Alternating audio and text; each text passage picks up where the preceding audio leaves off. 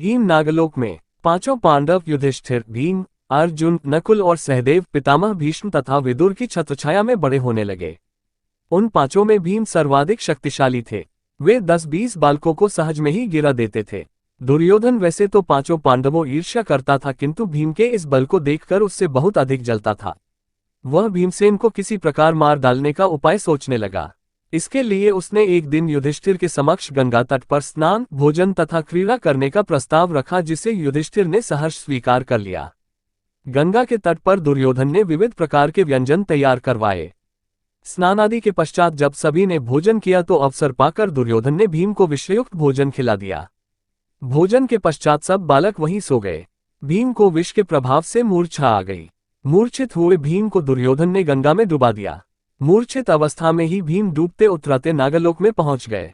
वहां पर उन्हें भयंकर विषधर नाग डसने लगे तथा विषधरों के विष के प्रभाव से भीम के शरीर के भीतर का विष नष्ट हो गया और वे सचेतावस्था में आ गए। चेतना लौट आने पर उन्होंने नागों को मारना आरंभ कर दिया और एक के पश्चात एक नाग मरने लगे। भीम के इस विनाश लीला को देखकर कुछ नाग भागकर अपने राजा वासुकी के पास पहुंचे और उन्हें समस्त घटना से अवगत कराया। नागराज वासुकी अपने मंत्री आर्यक के साथ भीम के पास आए। आर्यक नाग ने भीम को पहचान लिया और उनका परिचय राजा वासुकी को दिया। वासुकी नाग ने भीम को अपना अतिथि बना लिया। नागलोक में 8 ऐसे कुंड थे जिनके जल को पीने से मनुष्य के शरीर में हजारों हाथियों का बल प्राप्त हो जाता था। नागराज वासुकी ने भीम को उपहार में उन 8 कुंडों का जल पिला दिया। कुंडों के जल पी लेने के बाद भीम गहन निद्रा में चले गए।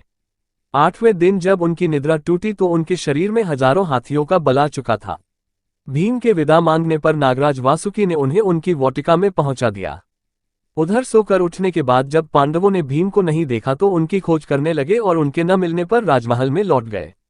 भीम के इस प्रकार गायब होने से माता कुंती अत्यंत व्याकुल हुई। वे विदुर से बोली, हे आर्य, दुर्योधन मेरे पुत्रों से और विशेषतः भीम से अत्यंत ईर्ष्या करता है। कहीं ऐसा तो नहीं है कि उसने भीम को मृत्युलोक में पहुंचा दिया।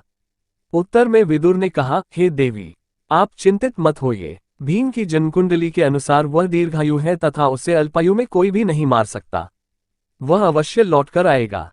इस प्रकार हजारों हाथियों का बल प्राप्त करके भीम लौट आए। और भी ऐसी कथाएं सुनने के लिए वीडियो को लाइक करें, चैनल को सब्सक्राइब जरूर करें।